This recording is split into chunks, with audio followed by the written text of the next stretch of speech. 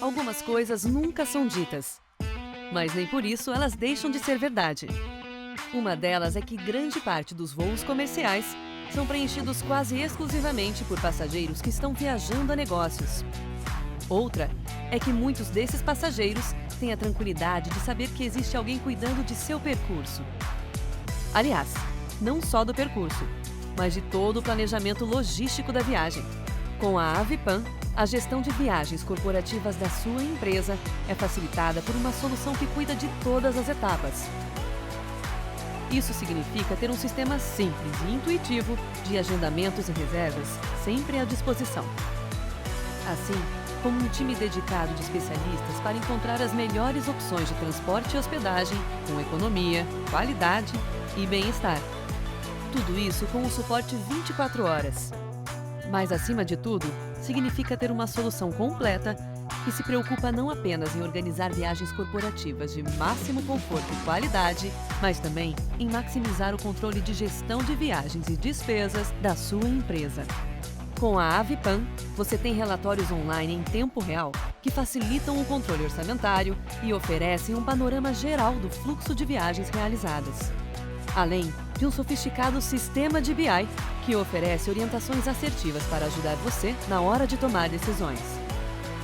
A experiência de viajar é sempre enriquecedora, ainda mais quando bem planejada. O papel da Avipan é garantir que você e os seus colaboradores aproveitem cada momento de suas viagens sem preocupações. E que possam passar o tempo livre pensando naquilo que mais importa. Avipan, transformando momentos em experiências encantadoras.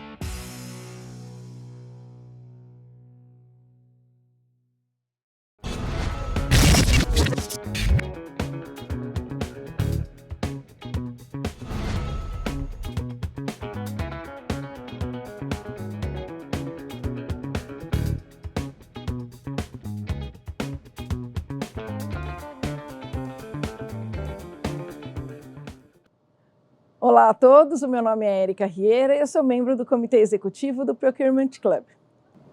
Olá pessoal, eu sou André Gugel, membro do Comitê Executivo do Procurement Club. O Papo de Comprador é um programa do Procurement Club que vem trazer para você, comprador, assuntos relevantes e com pessoas que sejam referências no mercado. O Papo de Comprador de hoje é sobre compras de MRO. Afinal de contas, qual é a ciência por detrás da compra desses materiais e itens? Existe alguma técnica especial, algum produto, alguma tecnologia, alguma forma?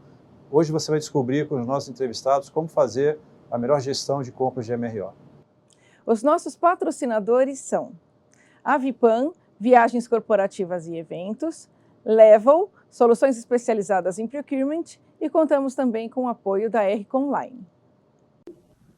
Olá pessoal, agora você está na parte 2 do nosso programa de Papo de Comprador, de compras de MRO. Vamos lá. Pessoal, nossa pergunta agora é sobre terceirização em compras, mas eu vou fazer a pergunta um pouco mais difícil, vocês estão muito afiados, então vamos dificultar um pouco para vocês, né? Na parte 1, a gente falou um pouco de a questão de gestão da cadeia, de proximidade, né, de todos os elos da cadeia, de quão difícil é isso. Isso traz um conceito de uma gestão mais estratégica dessas compras, né? Por outro lado, vocês também falaram sobre B2B, e-commerce, ferramentas, que intui uma possibilidade de terceirização, né? Já que existem empresas que oferecem esse serviço por aí. E a terceirização em compras já existe também em várias empresas. Outra coisa, vocês falaram também que, do ponto de vista de negociação, não existe muita diferença entre negociar um item de MRO e itens de materiais e serviços não MRO. O que intui também que poderia ser no caminho da terceirização. Ou seja, a gente tem elementos que, para mim, me parece, faz sentido, e outros estratégicos que me parece não faz sentido. A minha pergunta para vocês é, afinal de contas, terceirizar compra de MRO faz sentido, não faz sentido, prós e contras desse movimento? Bruno, vou começar com você. Tem uma regra importante na decisão de terceirizar, né? Quando você pensa estrategicamente em terceirizar qualquer atividade que seja, né? A primeira pergunta é: quão estratégico é isso para mim? Né? E se é estratégico, eu vou fazer dentro de casa ou eu vou trazer um parceiro estratégico? Mas essa decisão de ser estratégico ou não, por mais que a pergunta seja simples, a decisão é complexa. Né? Então, se você pegar itens de MRO, itens de MRO, eu fiz a análise aqui da área de compras, olha, não é estratégico, isso aqui tem um grande volume, mas o meu spend é baixo e não é estratégico. Até que você tem uma parada de máquina por causa de uma bateria, ou de um contator, ou de um relé, e aí você tem um prejuízo absurdo, porque você considerou que todo o MRO não é estratégico. Né? Então, definir, né, os meandros disso, do que é estratégico ou não, é que se torna desafiador em responder essa pergunta. Em BPO, no meu ponto de vista, se você sabe bem responder dentro do MRO o que é estratégico, o BPO é uma ótima solução. Né? Porque, e, claro, dependendo do parceiro de BPO que você vai trazer para trabalhar com você. Né? Agora, quando esse BPO tem o objetivo de simplesmente reduzir custo e de tirar um problema da área de compras da frente, isso aí é um sofrimento para toda a cadeia de distribuição. Porque você tem contato com o cliente, você não sabe qual é o ponto de vista estratégico dele, você não sabe mais como ajudá-lo, o BPO vai colocar tudo no mesmo saco, uma mineradora, uma distribuidora, uma fábrica de embalagens, é tudo a mesma coisa. E aí, no final das contas, a gente retrocede em tudo que a gente falou aqui de visão sistêmica, de foco do cliente, né? Você perde, você distancia esse elo. Né? Então, quando o BPO entra nesse mecanismo, eu acho que é muito bem-vindo. Mas, infelizmente, na maioria das vezes, eu vejo a decisão de um BPO como uma maneira de terceirizar o problema. Né? Eu posso estar sendo polêmico aqui, mas eu vejo uma maneira de terceirizar o problema. Acho que as empresas de BPO são empresas úteis para o mercado, mas talvez da forma como elas estão sendo pensadas, sendo vendidas e sendo compradas, talvez não ajude nesse processo de solução de problema dentro da cadeia de fornecimento que a gente discutiu até aqui no programa. E você, Alba, o que você acha? O Bruno quase falou tudo, né? Mas o Bruno tocou num assunto e num ponto muito sensível, que é a estratégia. O quanto a aquisição desse item é estratégico ou não, como diferenciação e proposta do seu produto para o mercado. Então, eu vejo, em linhas gerais, muito alinhado com o que o Bruno fala, que se eu penso em terceirização dos itens de menor valor agregado e que podem trazer essa agilidade e esse tempo para um comprador mais especialista, vejo como positivo. Às vezes muitas vezes o terceiro vai ter mais agilidade, mais habilidade com a gestão, manuseio desses equipamentos, né, ou de peças e etc., que eu, como uma fabricante ou uma indústria, não tenho, por exemplo, como um cuidado com o material de marketing, né? Como eu armazeno, como eu distribuo, como eu coordeno esse estoque, né? Então, nesse ponto de vista, e de novo, ressaltando a questão dos materiais mais simples, mais facilmente especificados, a terceirização pode ajudar, inclusive, nessa padronização, que é a definição de códigos únicos, né? Rodrigo falou tanto da importância do trabalho com a informação. Então, muitas vezes, ali você classificar 1, 2, 3 itens com nomes diferentes já traz uma dificuldade no dia a dia. Então, quando a gente fala em terceirização para agregar valor, tá ali mais próximo do gerenciamento, microgerenciamento de itens de menor valor agregado, creio que seja um ponto muito positivo. Aí, em contrapartida, quando a gente fala em contratações mais complexas, itens únicos, fica um pouco mais delicado, até pela questão que o Bruno comentou, dessa coisa somente do custo, né? Você enquadrar o diferente num mesmo processo, numa mesma padronização, que vai acabar prejudicando, com certeza, o processo de contratação desse item e dos itens especiais, né? Dos itens que de verdade precisam de uma atenção. Falo muito, gente, em histórico. O Rodrigo depois pode confirmar, mas vejam como contratações históricos e aprendizados ajudam em novas experiências de contratação. Então, às vezes, uma terceirização ou uma rotatividade pode impactar essa linha de aprendizado. Então, quando você trouxer um problema de 5, 6 anos atrás de novo, ele será novo, e aí a gente vai ter que despender o mesmo tempo de aprendizado de resolução que a gente, teoricamente, passou no passado e não guardou esse histórico. São esses pontos. Legal. E você, Rodrigo? Bom, o Bruno e a Alba são ótimos, né? Eles falam tudo, então, assim, o que eu agregaria... Exato. O que eu agregaria ao que eles muito bem colocaram é que hoje fala-se muito também em equipes mais reduzidas dentro de compras, né? Então, em função dessas equipes mais reduzidas, o que você puder automatizar, seja através de uma ferramenta, seja através de uma terceirização, o BPO, faz sentido. O que eu falo hoje como experiência, já passei por um processo onde foi de muito sucesso e também de um outro processo onde não deu certo e a gente voltou para o modelo tradicional de compras. E aí, por que não deu certo em um e não deu certo em outro? A gestão, o Bruno falou muito bem, a escolha correta do seu parceiro que vai fazer o BPO.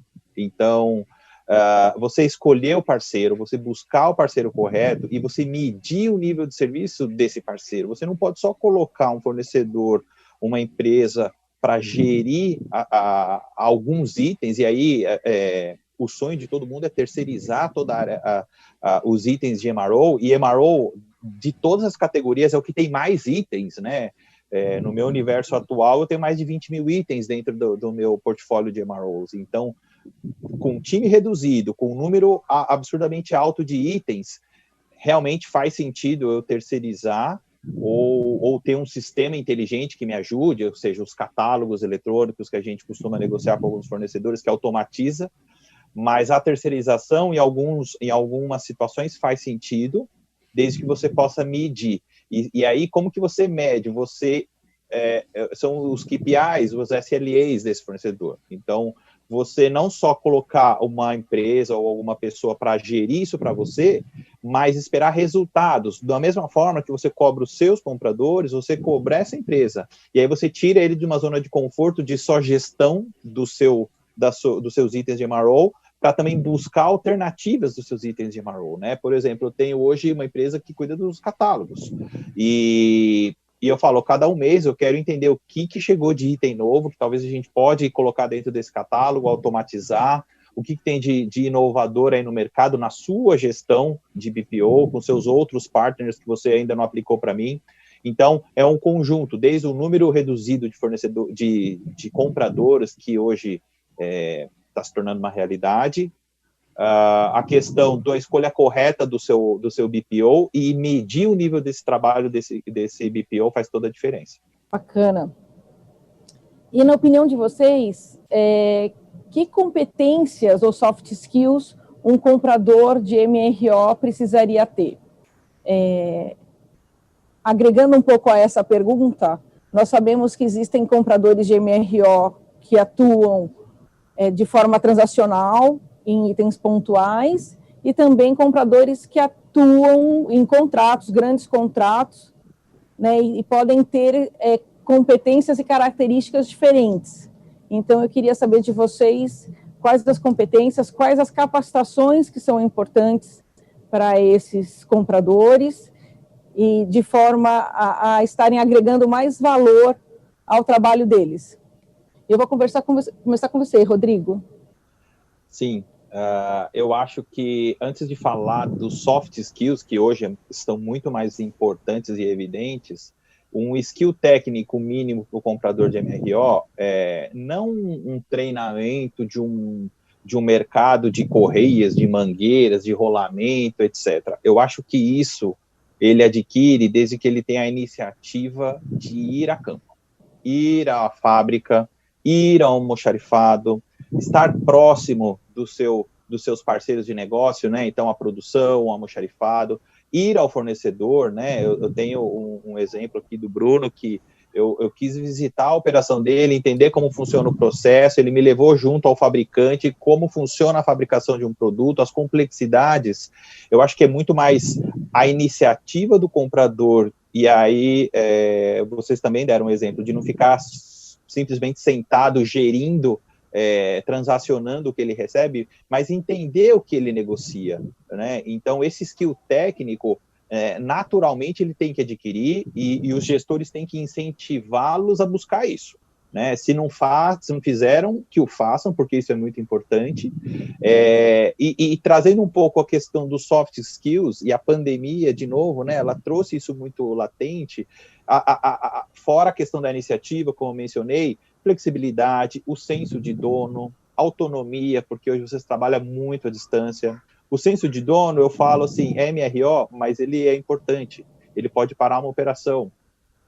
Faltou um EPI, eu posso fechar uma fábrica, né? Não só parar uma operação, eu fecho uma fábrica porque teve alguma contaminação.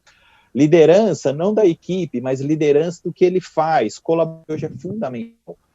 Não só dentro de compras, de novo, compras, fornecedor e o cliente interno, os três, esse triângulo conversando constantemente, se falando, e aí, a partir disso, entender o que é possível trazer em termos de inovação. O Bruno mencionou a questão do Innovation Day. Eu sempre incentivo o time a trazer inovações, e inovações em MRO são possíveis, sim. Nós fizemos já alguns exemplos, depois eu posso compartilhar com vocês de inovação, de Innovation Day, dentro de MRO, que melhorou não só a questão financeira, e, de novo, o custo é o último ponto, mas a questão operacional, o controle de ativo, gestão de estoque. Então, tudo isso agrega para esses skills, né? Então, a parte técnica e um pouquinho pessoal, eu acho que faz sentido.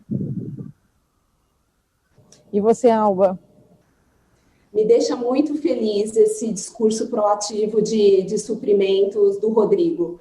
De verdade, quando a gente pensa em skills do comprador, e aí voltando, né, num perfil um pouco mais teórico, quando a gente fala em chá, né, conhecimento, habilidade e atitude, exatamente o que o Rodrigo falou. Esse profissional, ele não precisa saber tudo, até porque o solicitante, às vezes, não sabe tudo, mas é de verdade esse profissional que busca melhoria contínua, que é curioso no sentido de encontrar as melhores soluções, e a gente está falando muito mais em habilidade e atitude do que conhecimento. O conhecimento, ele vai vir através do processo ou do projeto que foi endereçado, né? Quando a gente fala em MRO, perfeita colocação do Rodrigo, existem sim opções de inovar, de trazer diferencial, e de novo, estou batendo tanto nessa tecla porque gosto tanto da figura de suprimentos como dono, como o Rodrigo falou, como meu parceiro e aquele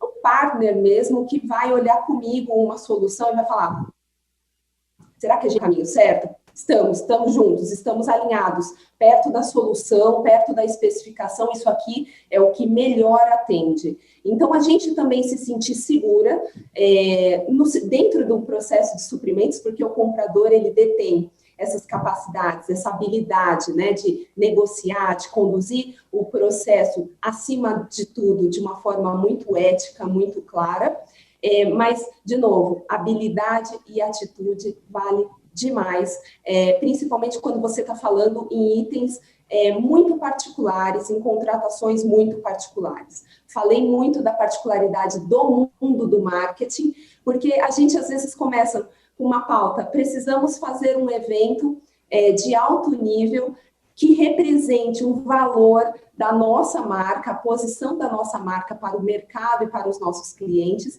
e que aqui custo tampouco é a questão que vai ser decisiva nessa entrega.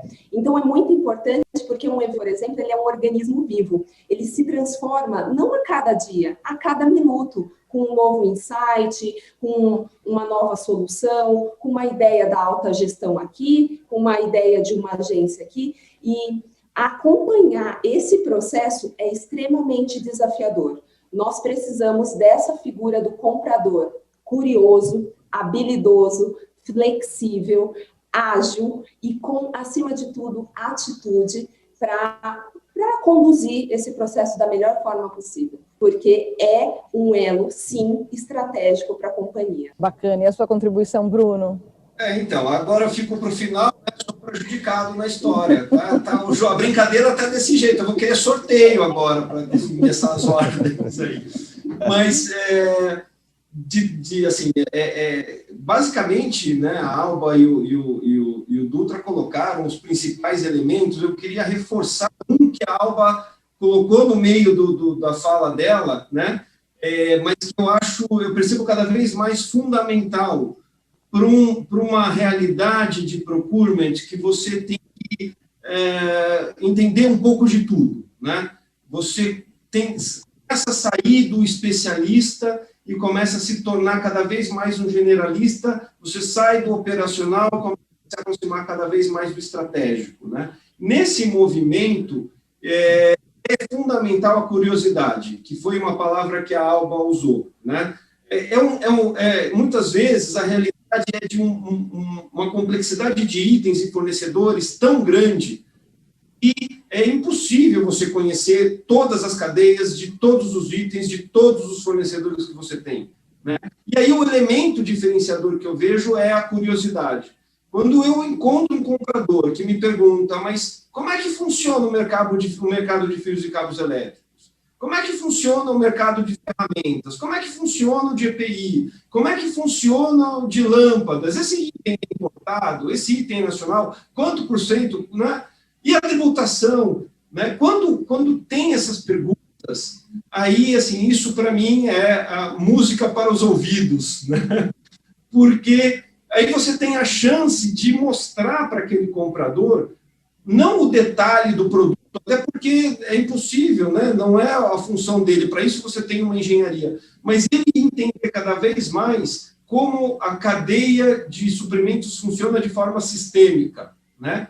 E ele, ao mesmo tempo, adquire uma visão estratégica do fornecimento do item dele, que auxilia, assim, muda da água para o vinho a tomada de decisão, né? Quando você tem um comprador só ali, a cabeça na planilha, no sistema, que não consegue olhar a árvore nem a floresta, ele simplesmente vai te pedir, faz aí uma fórmula paramétrica, o preço do contrato está estipulado, então eu não quero saber se tem problemas.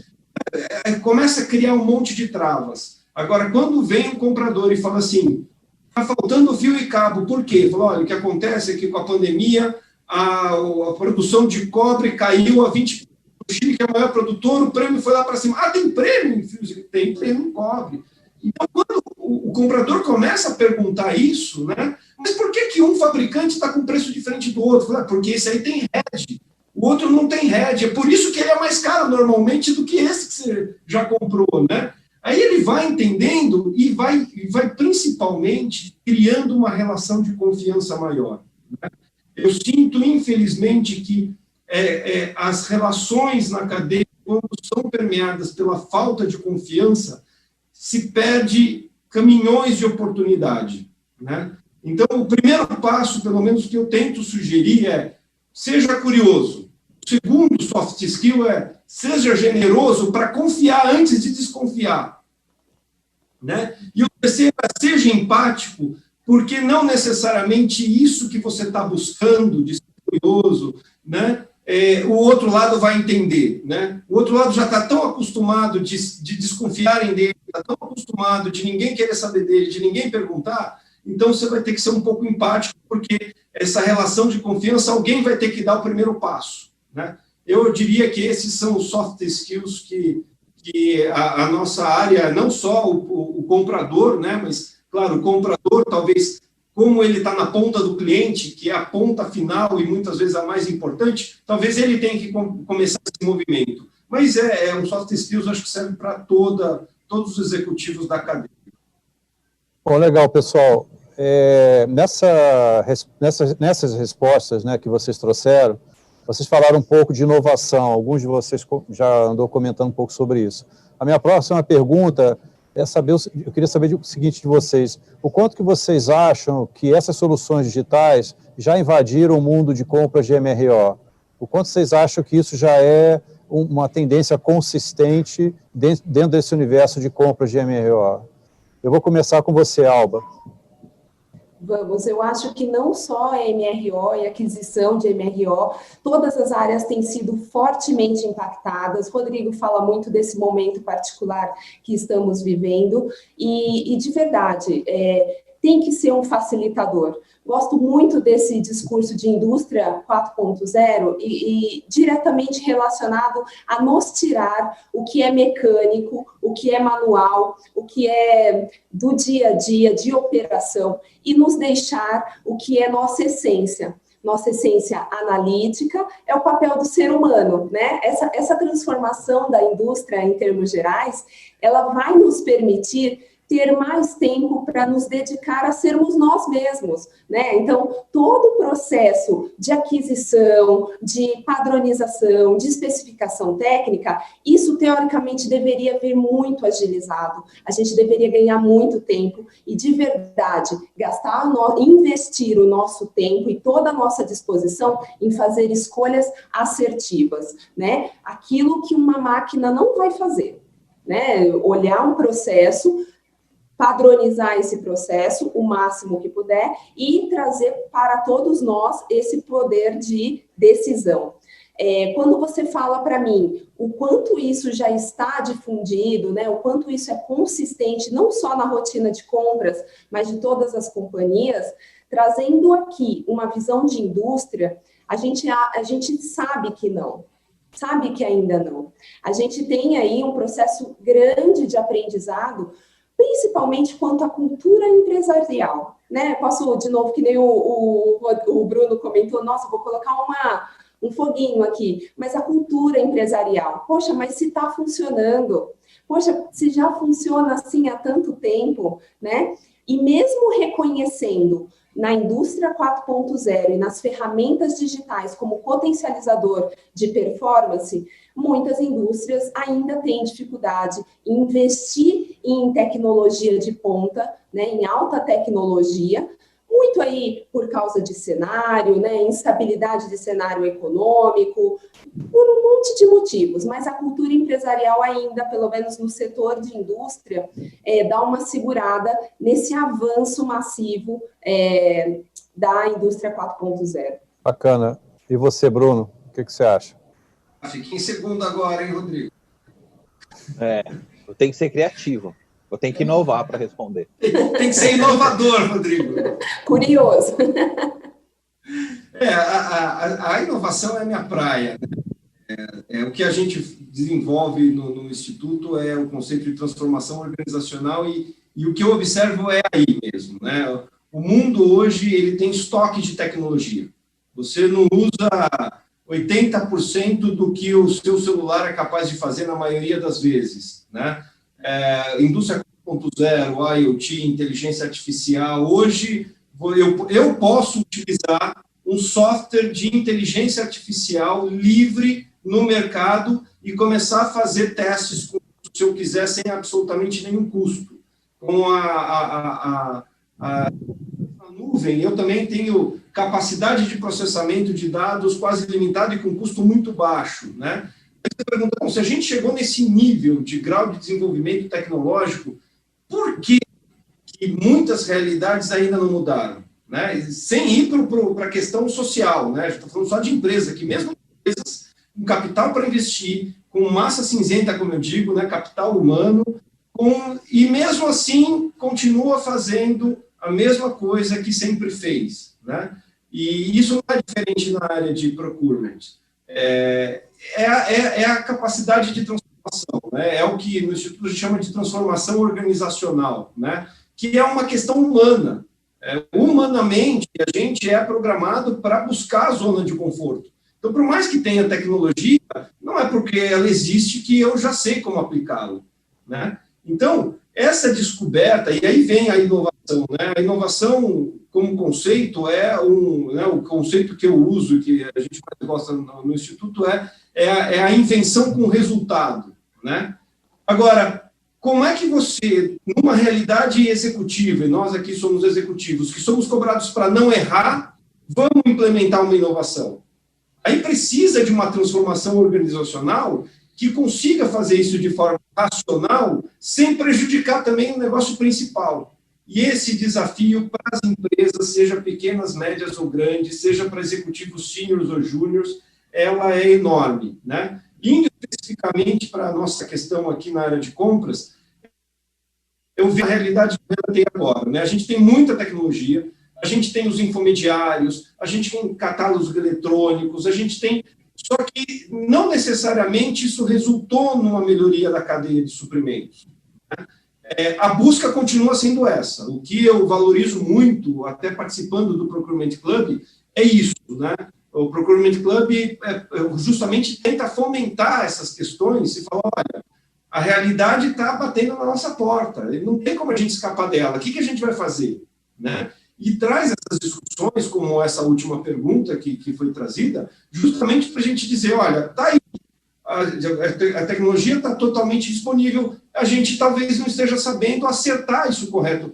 O e-commerce, que a gente começou falando lá atrás, né, que a nova fronteira talvez fosse o e-commerce de B2B. O e-commerce já não é novidade, né? Eu frequento grupos de investidores anjo, tem grupos de investidores anjo que não coloca como tese de investimento o e-commerce, porque já não tem mais novidade, isso não é mais inovação. Do outro lado, o B2B ainda não tem um modelo estabelecido. Ninguém pode dizer que assim, olha, essa empresa é um modelo de e-commerce B2B, né? Então, ainda existe uma busca no mercado B2B de como essas tecnologias realmente vão mudar e trazer, como eu falo do conceito de inovação, como essas invenções vão trazer resultado para o nosso dia a dia.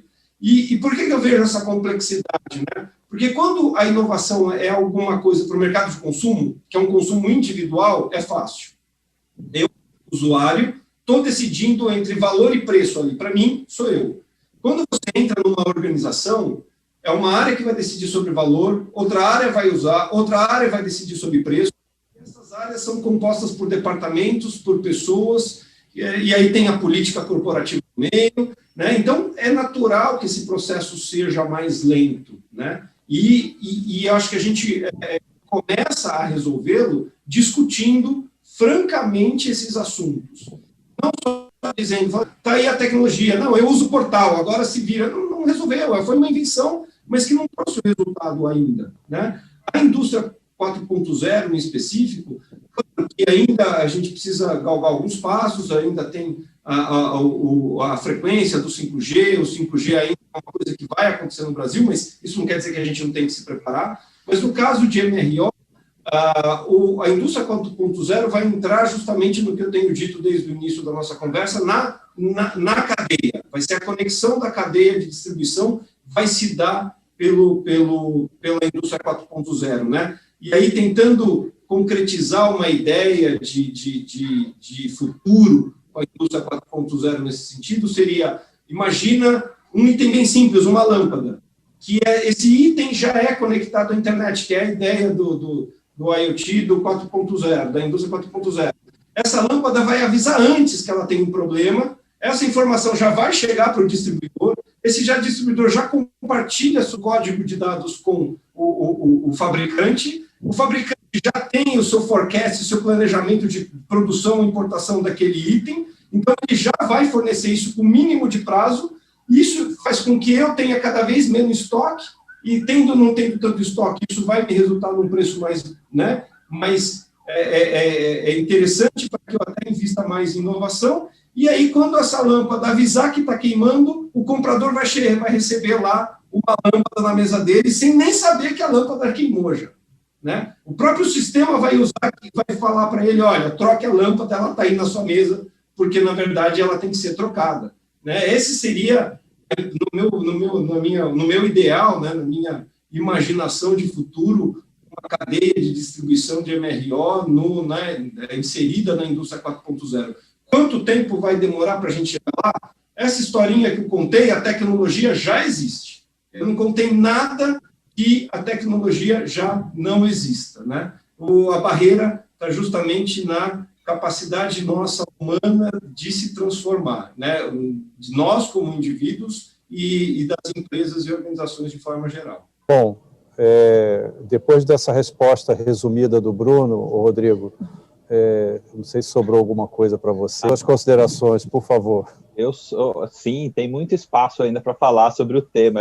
Principalmente, eu sou um apaixonado por inovação, eu sou um caçador de inovação. Eu acho que um dos pontos-chave no processo de inovação é o mindset, né? Então, do negociador. Os amigos citaram exemplos de empresas que acham que já fizeram tudo e não tem espaço de melhorar. Então, também os distribuidores, os fabricantes, a equipe de compras, o cliente interno também, porque muitas vezes eu trago uma proposta de inovação que vai necessitar de uma validação técnica, e se eu não tiver o engajamento desse cliente interno no sentido de, olha, eu vou te suportar, embora isso vai gerar mais trabalho para mim, e esse é uma barreira um paradigma que a gente precisa quebrar, porque no final o benefício ele realmente é relevante, e dar a esse cliente interno a visibilidade do benefício que vai trazer essa inovação, eu acho que é importante. Então, num primeiro momento, o mindset, de buscar sempre a inovação. E adicionalmente ao que o Bruno disse, Bruno, eu acho que sim, eu acho que a inovação já existe e ainda tem muito espaço para crescer, para explorar, a indústria 4.0, digital. Eu vou trazer para vocês aqui alguns exemplos. O Bruno falou da lâmpada, mas, por exemplo, eu já tenho um parceiro, um grande fabricante de rolamento, que ele me avisa a vida útil do rolamento e quando ela está chegando ao fim que eu tenho que comprar outro. Ele tem um sensor lá na minha máquina, na minha linha, dizendo o seu rolamento está chegando ao fim e está na hora de comprar um outro. Eu tenho robôs fazendo operação hoje no meu sistema. Eu tenho inspeção visual sendo feita por drone. E o que eu estou falando aqui não é particular da minha empresa, já é uma prática de mercado. MRO, gente, peça 3D, impressão 3D, para itens MRO.